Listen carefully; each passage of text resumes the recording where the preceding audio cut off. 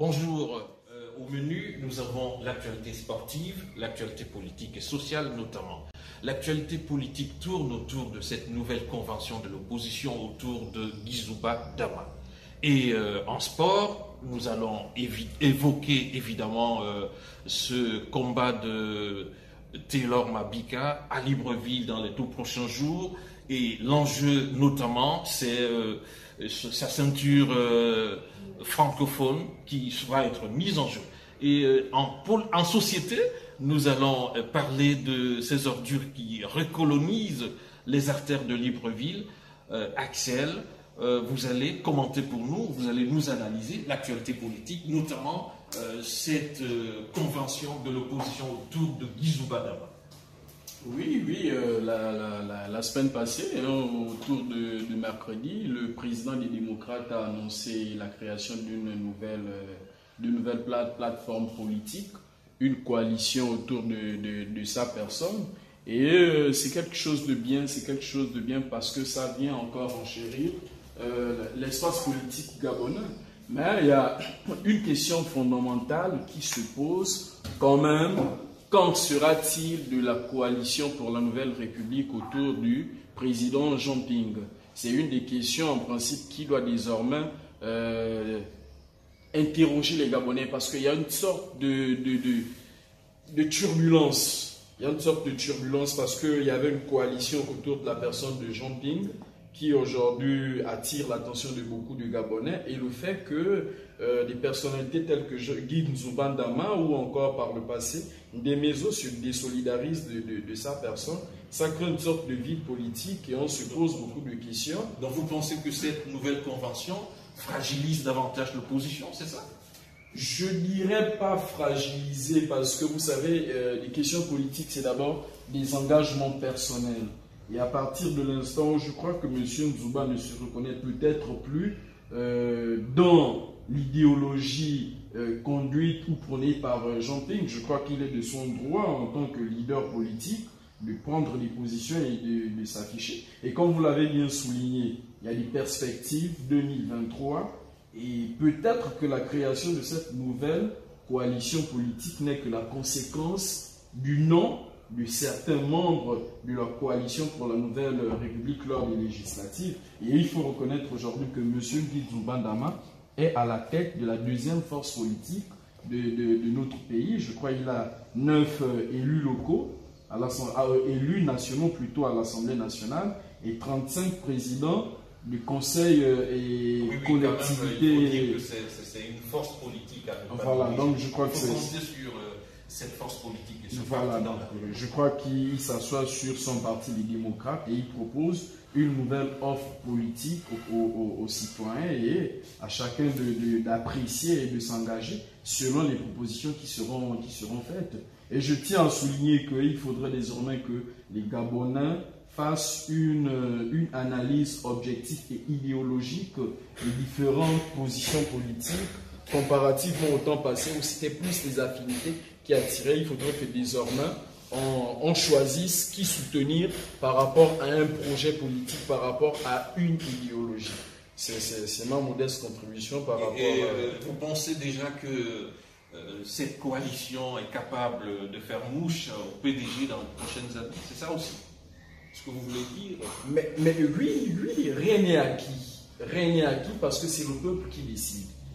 Et je crois que le fait pour Guizouba Dama d'être aujourd'hui le président des démocrates, deuxième force politique du pays, c'est révélateur de quelque chose. Le peuple peut espérer et puis cette coalition peut être une alternative.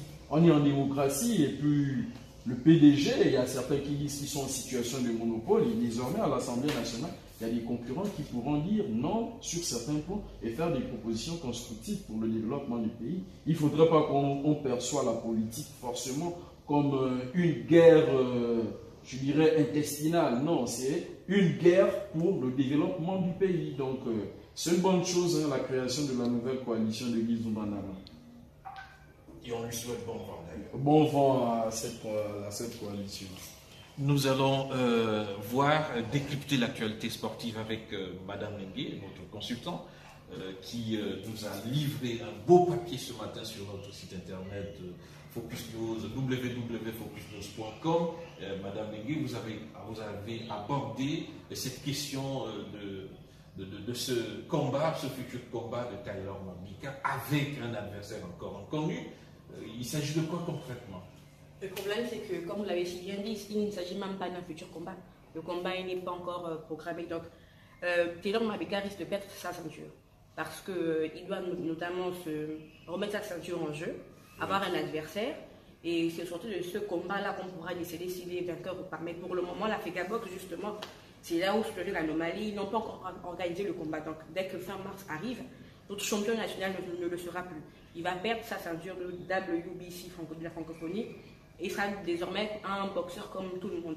Donc, c'est un peu là où surgit l'anomalie parce qu'on se demande comment, dans un pays où on détient une fédération de boxe, on a un champion, parce qu'il faut le dire, les champions. Oui. Il se retrouve plus ou moins délaissé parce qu'aujourd'hui, si le match n'est pas organisé, il ne sera plus officiellement, oui. Ce n'est pas le cas.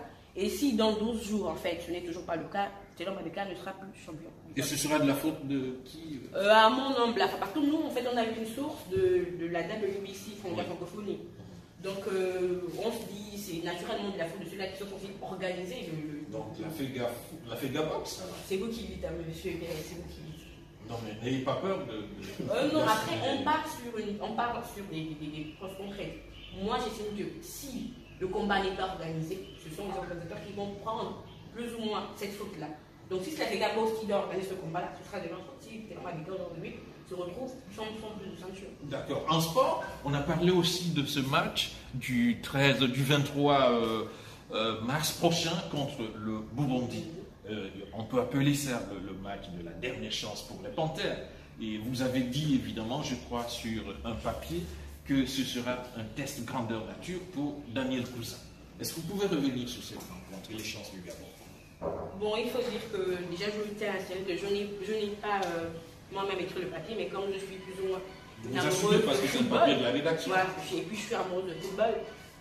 Moi, j'aimerais d'abord revenir sur le fait que Aubameyang, malgré tout ce que les gens ont pu dire sur lui, il serait de la partie aujourd'hui. Vous confirmez? Bien sûr, c'est une info officielle. Dernière minute. Tout à fait. Bon, je pense que l'Union a déjà donné l'information aussi. Donc moi, je pense qu'avec Aubameyang dans l'équipe, on a toute chance de remporter ce match-là. Quoique je ne suis pas en train de dire que les autres ne font pas leur travail. Mais s'il est là, moi je pense qu'on a plus de chance. Oui, c'est quand même l'élément qui peut faire la différence. Ouais, il y a un grand élément, il faut le préciser. Donc selon... La panthère noire. Voilà. C'est la panthère noire. Nous, on y croit, on est sûr que le Gabon va s'en sortir. Donc le Gabon, pour vous, est déjà qualifié pour aucun doute. Il va durer jusqu'à 3-0. Non, c'est pas très osé. Le Burundi, franchement, le Burundi, c'est pas une première. Mais il faut relativiser parce que les matchs de football ne se jouent pas d'avance. C'est bien que la panthère noire Pierre-Emerick Aubameyang soit présent. Il faut quand même, garder un peu de réserve. C'est vrai, on est patriote. Il y a déjà eu un match. Allez, je pense qu'il y a déjà eu un match. Et le match se joue à Bujumbura. Quand même, ils vont profiter. Ils auront derrière eux quand même le 12e ordre. Mais n'oublions pas que à Libreville, le Burundi a fait un match nul contre les Panthères du Gabon. Et c'est un match couperet. L'équipe qui gagne se qualifie. C'est vrai, on a l'avantage d'avoir Pierre-Emerick Aubameyang, qui est un atout majeur, mais je reste optimiste en ayant quand même des réserves parce que les matchs de football ne se jouent pas d'avance. Et d'ailleurs, vous aimeriez qu'on puisse dire que le Gabon va perdre? Non, je dis pas que le Gabon va perdre, mais quand même, soyons humbles et réservés. Soyons nationalistes, soyons objectifs, le Gabon va gagner. Patriote. Je l'assume. Oui. Attention. On a été surpris. Oui. Le Real de Madrid a été éliminé à domicile par l'Ajax Amsterdam. Donc, après, on précise qu'il n'y a plus Cristiano Ronaldo, donc c'est pas forcément. Nous, on a par contre aujourd'hui, on a Aubameyang. Donc on ne vient pas sur le même terrain. Moi, je pense que le Gabon sera forcément vainqueur. Voilà. Donc c'est quand même le défi pour Pierre-Emerick Aubameyang. Et nous vous disons au revoir pour ce matin et rendez-vous demain pour une nouvelle émission et pour des nouvelles analyses et décryptages.